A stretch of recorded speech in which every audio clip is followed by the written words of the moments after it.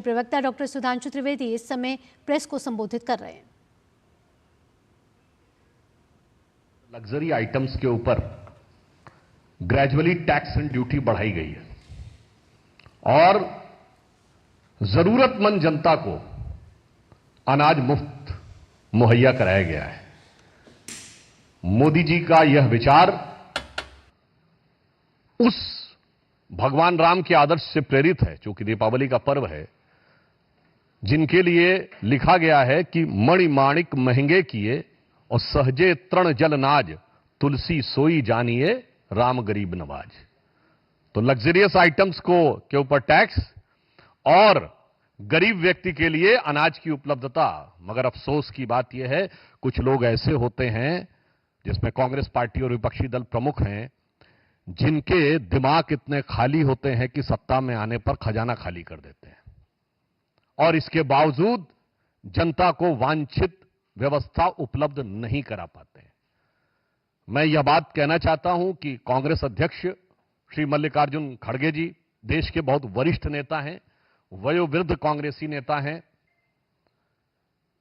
और उन्होंने निश्चित रूप से कांग्रेस का वो दौर भी देखा है जब कांग्रेस में कुछ एक समझदार नेता होते थे, जिन्होंने वित्तीय संकटों के बीच में भी देश को सही दिशा दी, जैसे पीवी नरसिम्हा राव और प्रणब मुखर्जी। तो हो सकता है आज के इस राहुल गांधी के एरा में, कभी कभी कहा जाता ना कि जिह्वा पर सरस्वती विराजमान हो जाती हैं, तो उनके मुंह से वह सत्य स्वतः निकल गया, या यूं कहें जो हकीकत थी वो जुबान पर खुद ब खुद आ गई। अब उसके बाद मैं कहना चाहता हूं कि एक गांधी की कांग्रेस थी और वहां से जो राहुल गांधी की कांग्रेस, यानी एक राष्ट्र के विचार से प्रेरित कांग्रेस और एक अर्बन नक्सल विचार से प्रेरित कांग्रेस के बीच की यात्रा खड़गे जी ने देखी होगी, तो वही उनके दिल से कहीं ना कहीं निकला होगा। अब उनसे दबाव डलवाकर जो कुछ भी कहलवाया जा रहा हो, अब वो चाहे 7 गिनाएं या 17 गिनाएं, उनके लिए मैं कहना चाहता हूं कांग्रेस पार्टी से कि अब जो होना था वो हो गया।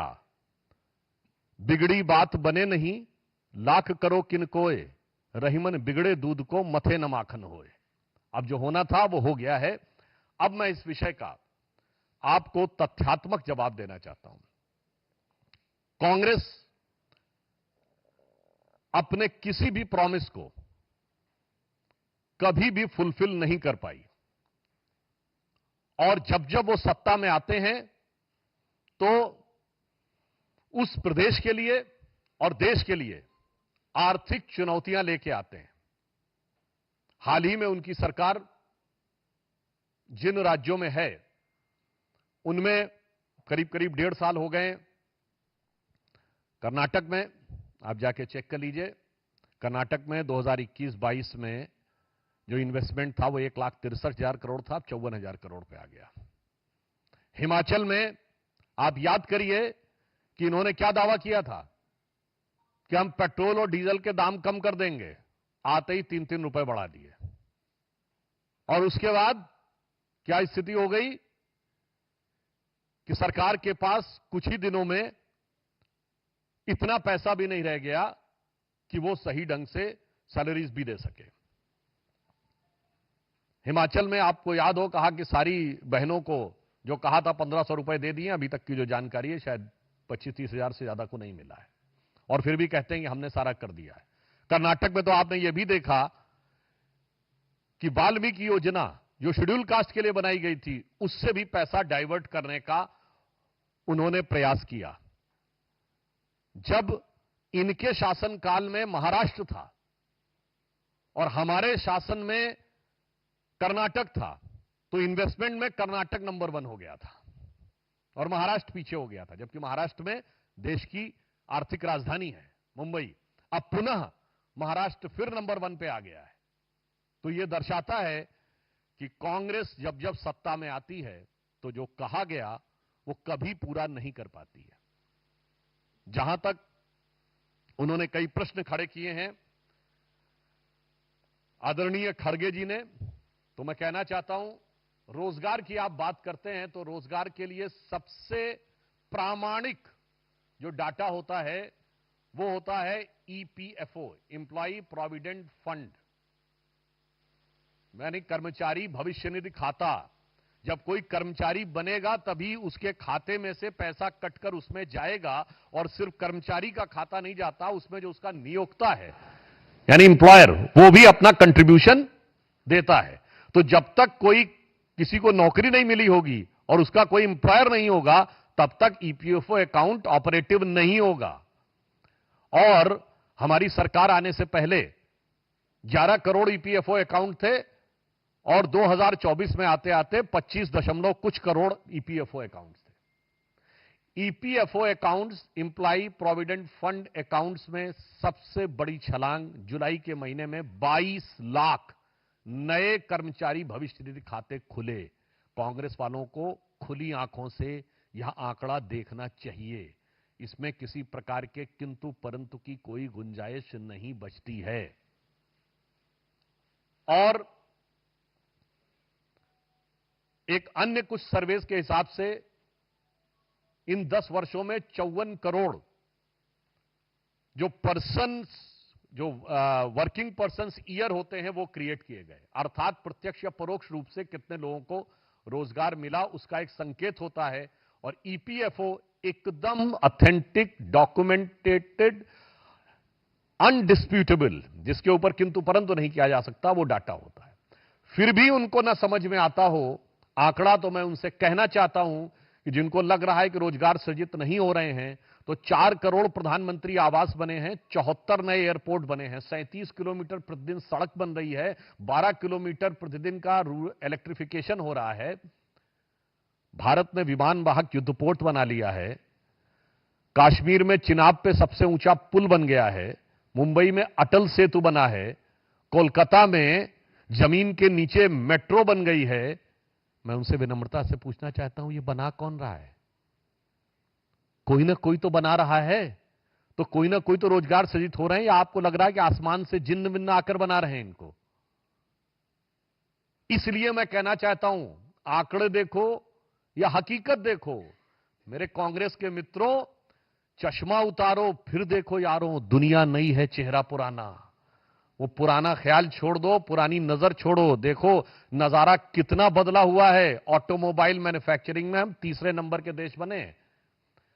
मोबाइल हैंडसेट आप सब यूज करते हैं, 2रे नंबर के मोबाइल हैंडसेट के मैन्युफैक्चरर हैं। असेंबली होती है हमारे यहां। कौन बना रहा है? तो मैंने इस बात का तथ्य का भी जवाब दिया और दूसरी भी बात दिया। अब उनका कहना है कि अच्छे दिन की बात। हां, तो मैं बिल्कुल कहना चाहता हूं, ये घबराहट, ये बौखलाहट, ये खिसियाहट कांग्रेस में मुसलसल समझी जा सकती है, यानी सतत रूप से समझी जा सकती है। मानवीय बात है, उनके अच्छे दिन इतने दूर चले गए, शायद उन्होंने सोचा नहीं होगा कि 139 साल पुरानी पार्टी 3रे अटेम्प्ट में 3rd डिजिट टच नहीं कर पाई। कांग्रेस अपने 139 साल के कार्यकाल के न्यूनतम बिंदु के ऊपर है। कांग्रेस के नेतृत्व ने 1 शताब्दी से अधिक के दौर में एक से एक बड़े और महान नेता भी दिए, और कई बार उनका नेतृत्व जनता की नजर में खलनायक भी बना, मगर उपहास का पात्र यदि बना तो पहली बार अब बना है। मुझे लगता है कांग्रेस के लिए इससे ज्यादा बुरे दिन नहीं हो सकते थे। इसलिए उन्होंने अच्छे दिन की बात उनको बहुत दूर की कौड़ी नजर आती हो और ये उनके दिल का मलाल हो, वो उभर के आ जाता हो, तो स्वाभाविक रूप से कहा जा सकता है। अगला उन्होंने बिंदु कहा विकसित भारत की बात। तो हम ये बताना चाहते हैं कि भारत 5वीं बड़ी अर्थव्यवस्था बना है, और just last week International Monetary Fund की चीफ क्रिस्टिना जॉर्जिएवा ने यह कहा है कि भारत 7% की ग्रोथ रेट के साथ वर्ल्ड की मेजर इकोनॉमीज में फास्टेस्ट ग्रोइंग इकोनॉमी होगा। मैं कांग्रेस के मित्रों से कहना चाहता हूं, ये भारत सरकार का डाटा नहीं है, वो आईएमएफ और वर्ल्ड बैंक कह रहे हैं, जहां आपके परम आदरणीय सम्माननीय उद्भट वित्त शास्त्री मनमोहन सिंह जी जॉब कर चुके हैं, वो संस्थान बता रहे हैं। और उसके साथ एक और बात है, भारत 7% पे है with a distant to China का 4.8। यानी 2.25% का अंतर है। तो उसके बाद आपको यदि नजर नहीं आ रहा है कि भारत विकास के किस दौर पे जा रहा है, और एक दौर था जब कांग्रेस आखिरी बार सत्ता में थी 1984 के आसपास, तो देश में साक्षरता दर 34-35% के आसपास थी। आज वो देश जिसके लिए कहा जा सकता था कि यहां तो लोगों की साक्षरता और लिटरेसी कम है, आज डिजिटल ट्रांजैक्शन में दुनिया का 46% ट्रांजैक्शन भारत में होता है। यानी जितनी आपके जमाने में साक्षरता नहीं थी, उससे ज्यादा भारत का डिजिटल ट्रांजैक्शन में हिस्सा हो गया है। अब इसके बाद भी अगर आपको भारत का विकास होता नजर नहीं आ रहा है, तो मुझे लगता है फिर एक बार यह आपके दृष्टि दोष या नजरिए की ही जो बदगुमानी है उसको शो करता है। और फिर हम यह भी कहना चाहते हैं कि उन्होंने कहा ना खाऊंगा ना खाने दूंगा। यह तो वाकई कांग्रेस के दिल का दर्द ऐसा उभरा होगा कि भाई मोदी जी जब से आए हैं तो खाना बड़ा मुहाल हो गया है उनके लिए। जिन जिन राज्यों में उनकी सरकार है उनके लिए भी खाना बड़ा मुहाल हो गया है। और मैं सिर्फ एक प्रत्यक्ष उदाहरण देना चाहता हूं। जब राजीव गांधी जी कहते थे 1 रुपए में से सिर्फ 15 पैसे पहुंचता है, तो ये 85 पैसे खा लिया जाता था। और आप सबको यदि ध्यान न हो तो मैं याद दिलाना चाहता हूं, पार्लियामेंट में एग्जैक्ट स्टेटमेंट जानते हैं राजीव गांधी जी का क्या था? जब दिल्ली से 1 रुपया चलता है तो एक हाथ से दूसरे हाथ से तीसरे हाथ जाते जाते वो घिसते घिसते 15 पैसे पहुंचता है। इसका मतलब 1 रुपए में 85 पैसे घिसते घिसते हाथ पे पहुंच जाता था। और उस हाथ की छटपटाहट अब समझी जा सकती है कि उनके लिए जैसे चल रहा था पहले कि सब जिसे कहते थे कि एक हो तो समझाइए आके कूपही में हियां भांग पड़ी है, सब मिलके अपना जिसको देखो वही आज मदहोश है, भ्रष्टाचार में रहता था, वो दिन चले गए। इस कारण से उनको समस्या लग रही है। अगला पॉइंट उन्होंने कहा कि मैं देश नहीं झुकने दूंगा, ये हमारी क्रेडिबिलिटी है। हमारी सरकार आने से पहले हमने बहुत साफ कहा terror and talks can't go together. Mumbai में 26/11 का हमला हुआ था नवंबर 2008। ठीक 9 महीने के बाद जुलाई 2009 कांग्रेस की सरकार ने शर्म अल शेख में कांग्रेस के और पाकिस्तान के साथ एक ऐसा शर्मसार एग्रीमेंट साइन किया था जिसमें लिखा था कि आतंकवाद से शांति वार्ता प्रभावित नहीं होगी। हमने कहा आतंकवाद के साथ शांति वार्ता नहीं होगी। और ये पिछले 10 साल भारत के इतिहास के इकलौते 10 साल हैं जब हमने पाकिस्तान से कोई ऑफिशियल बाइलेटरल डायलॉग नहीं किया।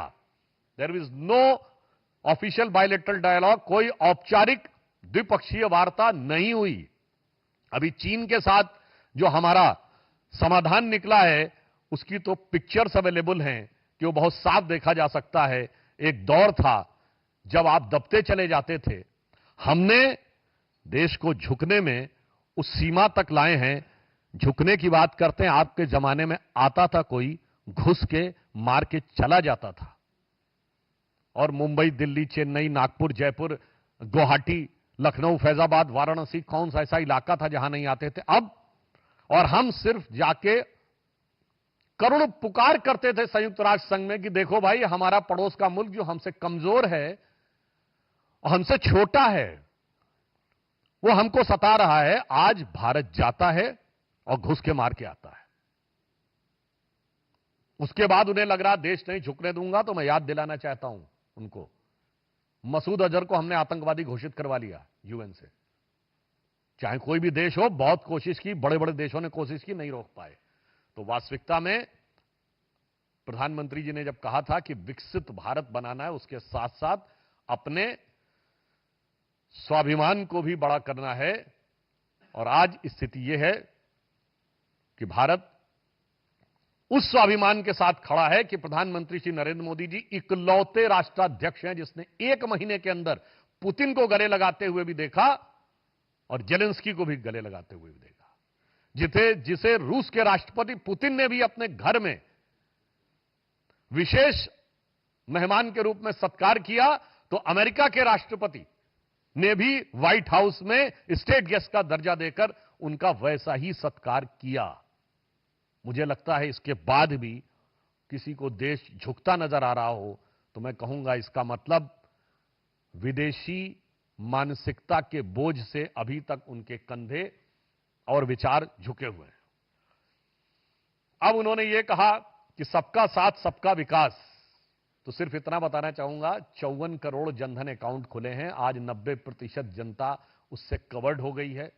सिर्फ एक और उदाहरण देना चाहूंगा, कांग्रेस के दौर हुकूमत में 14 करोड़ लोगों के पास स्मार्टफोन था, आज 84 करोड़ लोगों के हाथ में स्मार्टफोन है। 1 अरब से अधिक इंटरनेट कनेक्शन है, 1 अरब से अधिक लोगों के हाथ में फोन है, मोबाइल फोन है। अगर सबका साथ और सबका विकास नहीं हो रहा है और 80 करोड़ लोगों को वो मिल रहा है, वो तो एक अलग विषय है उसी के साथ। और सबसे बड़ी बात यह है कि उन्होंने ये कहा कि मोदी जी की गारंटी एक मजाक है। तो मैं उन्हें बताना चाहता हूं कि उस कांग्रेस के तथाकथित मजाक का वास्तविक स्वरूप क्या है। मोदी जी ने 15 अगस्त 2014 को कहा जनधन अकाउंट, आज 54 करोड़ से अधिक जनधन अकाउंट है। और उस समय लोग कहते थे, बड़े बड़े आर्थिक विशेषज्ञ कहते थे, पैसा कहां से आएगा इसमें। आज जनधन अकाउंट में 2 लाख करोड़ से अधिक का पैसा है, पूरा करके दिखाया। बताइए मजाक कौन बना रहा है, आप या अपना। मोदी जी ने कहा स्वच्छ भारत 2014 में, आज किसी से यह छुपा हुआ नहीं है कि 2014 से पहले जितनी आसानी से लोग हाथ में कोई भी रैपर या कोई चीज हो छोड़ दिया करते थे, आज मानसिकता और विचार में बदलाव आया है।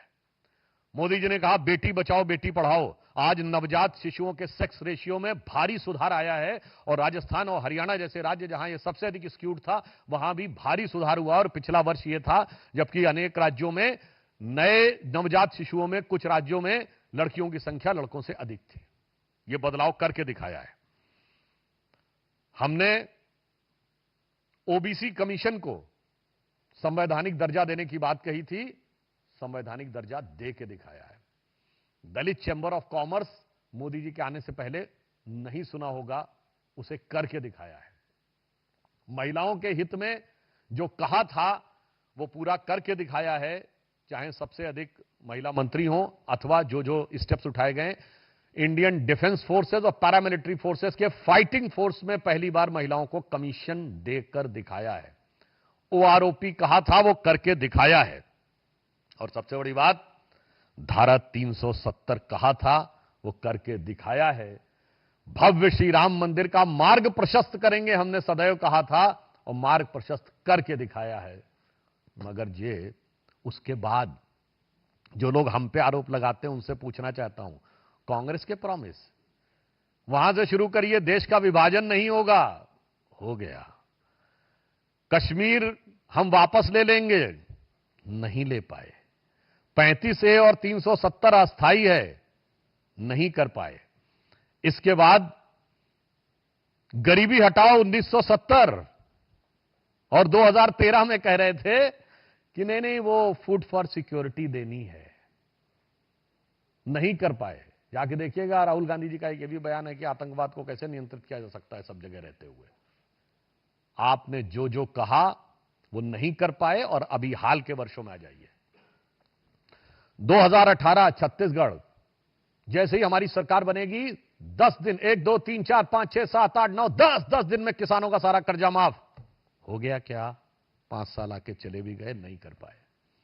राजस्थान में 5,000 रुपए बेरोजगारी भत्ता देंगे, आके चले भी गए।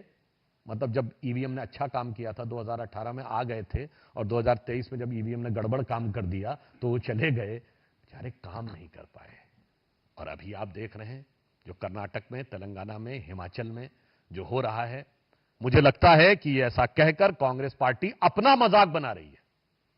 यदि वो प्रधानमंत्री श्री नरेंद्र मोदी जी के लिए ये कह रहे हैं तो इसके द्वारा वो अपना स्वयं का मजाक बना रहे हैं।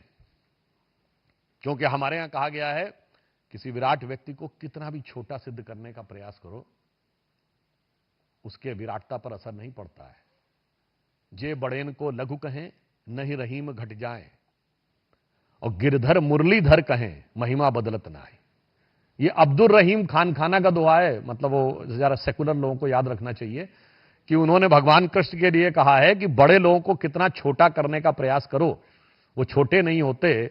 जैसे उनको गिरधर कहो, इतना बड़ा पर्वत धारण करने वाला, या मुरलीधर कहो, बराबर रहता है। मुझे लगता उसी प्रकार उनके भक्त जो मोदी जी हैं, वो भी बड़ी सहजता से बड़े बड़े कार्य कर रहे हैं। आप कितना छोटा करने का प्रयास करें, उससे किसी उनकी प्रतिष्ठा, गरिमा, लोकप्रियता पर कोई प्रभाव नहीं पड़ने वाला है।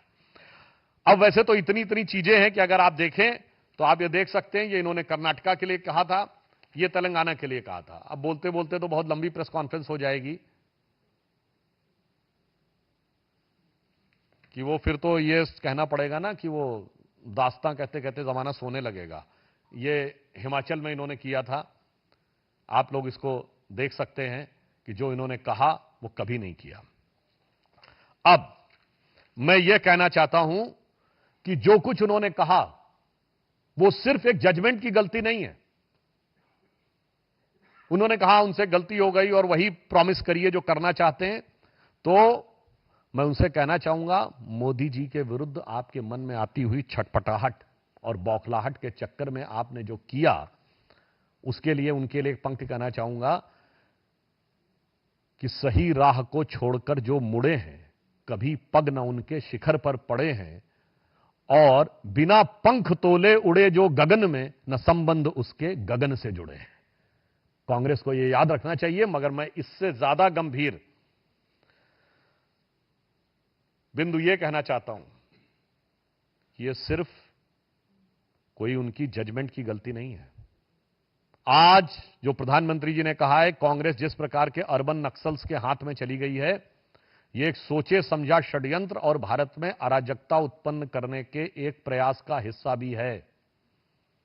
मैं पुनः आपको यह बात भी बताना चाहता हूं जो मैं पहले भी कह चुका हूं। इन्होंने कहा था 8,500 खटाखट स्कीम देंगे, यानी 1 लाख रुपए हर परिवार की एक महिला को देंगे। भारत में कितने परिवार हैं? 140 करोड़ की जनसंख्या को 4.5% पर फैमिली है, उससे डिवाइड करिए, 31 के आसपास आता है, यानी लगभग 31 करोड़ परिवार हैं। और आप कह रहे हैं हर परिवार की हर महिला को 1 लाख देंगे। इसका मतलब 31 लाख करोड़ रुपया आप बांटने का प्रॉमिस कर रहे थे। और जाकर बजट में चेक कर लीजिए, पिछले बजट में भारत की जो रेवेन्यू रिसीप्ट है, यानी राजस्व आय है, वो 26,80,000 करोड़, यानी 27 लाख करोड़ भारत की कुल आमदनी नहीं है। और ये 31 लाख करोड़ बांटने का कैसा वादा किए थे? जैसे पॉन्जी स्कीम वाले लोग करते हैं। गरीब और अशिक्षित महिलाओं के हाथ में जाकर उन्होंने वो कागज थमा दिया था और कहा था इस पे अपना नाम लिख दो और 4 जून के बाद आकर ले जाना। और आपने लखनऊ से लेकर बेंगलुरु तक देखा था कि वो लोग कांग्रेस कार्यालय पहुंच गई थी। ये एक सोची समझी षड्यंत्रकारी मानसिकता का प्रभाव भी हो सकता है। ऐसा नहीं कि ये केवल गलतफहमी के कारण ये बोलने का प्रयास कर रहे हैं। इसमें जिस प्रकार की बातें कर रहे हैं, ये न सिर्फ ये दर्शाता है कि कांग्रेस को शासन चलाने की क्षमता अब जा चुकी है। अब जैसे मैं एक उदाहरण आपको बताना चाहता हूं, कर्नाटक सरकार ने कहा था milk subsidy will be increase from ₹5 to 7, नहीं कर पाए, उल्टा उन्होंने ₹3 बढ़ा दिया। मैंने हिमाचल का आपको उदाहरण दिया कि ₹3 बढ़ा दिए थे। इसलिए मैं यह सिर्फ कहना चाहता हूं कि जिस प्रकार के शब्दों का प्रयोग कांग्रेस ने किया है, वह उस असलियत को ढकने का एक प्रयास है जो उनके मुंह से अनायास निकल गई थी। और कांग्रेस के द्वारा अपने प्रॉमिसेस को न पूरा करने का इतना बड़ा पहाड़ है, जिसे एक ट्वीट या एक्स पर लिखे गए एक बयान की तिनके के द्वारा छुपाना संभव नहीं है। और मोदी जी ने, मैं अंत में सिर्फ 2 वाक्य कहता हूं। मोदी जी के नेतृत्व में भारतीय जनता पार्टी ने सबसे बड़ी आज समस्या जानते हैं क्या? जनता के बीच में जनता कहती नेता जो कहते हैं वो करते नहीं है। क्योंकि कांग्रेस के रिजीम में पॉलिटिक्स को क्राइसिस ऑफ क्रेडिबिलिटी, विश्वसनीयता के संकट का स्वरूप दे दिया था कांग्रेस ने। मोदी जी के नेतृत्व में भारतीय जनता पार्टी ने उसे क्रेडल ऑफ क्रेडिबिलिटी यानी विश्वसनीयता की प्रामाणिकता का स्वरूप दिया है। तो मोदी जी के नेतृत्व में भारतीय जनता पार्टी विश्वसनीयता की प्रामाणिकता का प्रतीक है और कांग्रेस पार्टी विश्वसनीयता के संकट का प्रतीक है। और दूसरा पॉइंट अंत में कहता हूं, सारी बातों पे इतने आंकड़े अवेलेबल हैं, इतने फैक्ट्स अवेलेबल हैं कि बहुत लंबा समय हो जाएगा, मगर उन्होंने जो पैरवी की और जो उनके मुंह से निकला उस पे सिर्फ ये पंक्ति कह के समाप्त करता हूं, जो वसीम बरेलवी साहब का बड़ा एक फेमस शेर है कि वो पैरवी तो झूठ की करता चला गया, वो पैरवी तो झूठ की करता चला गया, बस उसका चेहरा उतरता चला गया और रंगत समझ में आई मगर आई देर से, कच्चा था बहुत रंग उतरता चला गया। धन्यवाद। क्वेश्चंस? ऐसा देखने को मिला कर्नाटक को लेकर जिस तरह से जो वादा किया था कांग्रेस पार्टी ने सत्ता में आने के चुनाव के दौरान, उसमें अधिकांश वादे पूरे नहीं हुए, लेकिन वक्त को लेकर ऐसी हड़बड़ाहट दिख रही है कि जो जमीन दावा हो रहा है वो सारी ऑर्डर कर दी जा रही है। इस तरह से देख रहे हैं? नहीं, वो बात आप बिल्कुल सही है। गरीबों के लिए, जन कल्याण के कार्य के लिए, वादा पूरे करने के लिए ना उनकी इच्छा शक्ति है, ना उनको खजाने में पैसा नजर आता है। मगर वक्त तो छोड़िए, मीडिया में यह समाचार आया था कि कर्नाटक के चिकमंगलूर जिले में आंगनबाड़ी वर्कर से यह कहा गया है कि उन्हें कन्नड़ के साथ साथ उर्दू भाषा भी सीखनी पड़ेगी, क्योंकि वह क्षेत्र प्रीडोमिनेंटली मुस्लिम बाहुल्य क्षेत्र है। तो मैं पूछना चाहता हूं कि जो लोग वहां की अस्मिता का विषय उठाते थे, ये सारे निर्णय करने के लिए उनका प्रॉमिस एकदम ठीक है। वक्फ बोर्ड के ऊपर मुस्लिम आरक्षण देने के लिए, और जो मैंने एक मीडिया में रिपोर्ट के आधार पर कहा है कि इस ढंग का समाचार था कि चिकमंगलूर जिले में आंगनवाड़ी वर्कर्स को यह कहा गया है कि कन्नड़ के साथ साथ आपको उर्दू भाषा का ज्ञान होना चाहिए, क्योंकि जो बच्चे आ रहे हैं वो मुस्लिम समाज से आ रहे हैं, तो उन बच्चों को समझाने के लिए चाहिए। तो ये है खाने के दांत और ये है दिखाने के दांत। कैसे करें कांग्रेस पर भरोसा, क्योंकि कांग्रेस जब जब वादा करती है वो पूरा नहीं निभाती है। ये कहना है भाजपा के प्रवक्ता डॉक्टर सुधांशु त्रिवेदी का, जिन्होंने कांग्रेस अध्यक्ष मल्लिकार्जुन के उस बयान पर टिप्पणी करी है जिस पर मल्लिकार्जुन खड़गे ने गारंटी वाले बयान पे कहा है कि वो गारंटियां ना दे जिनको आप पूरा नहीं कर सकते। उन्होंने कहा कि कांग्रेस को ये नसीहत दे दी जा चुकी है कांग्रेस अध्यक्ष मल्लिकार्जुन खड़गे की तरफ से, जब अब कांग्रेस में कुछ सुधरने वाला नहीं है, क्योंकि हकीकत जो है वो सामने आ गई है। साथ ही साथ उन्होंने बोला कि राहुल गांधी की जो कांग्रेस है वो अर्बन नक्सल से प्रभावित है, और जब जब कांग्रेस राज्यों में सत्ता में आई है तब तब चुनौतियां बढ़ी हैं, और इसका साफ उदाहरण है कर्नाटक का, क्योंकि कर्नाटक में जब से कांग्रेस सत्ता में आई है तब से निवेश गिरा है। फिलहाल इस बुलेटिन में इतना ही। देश और दुनिया की बड़ी खबरों के लिए आप देखते रहिए डीडी न्यूज़। मुझे दीजिए अनुमति। नमस्कार।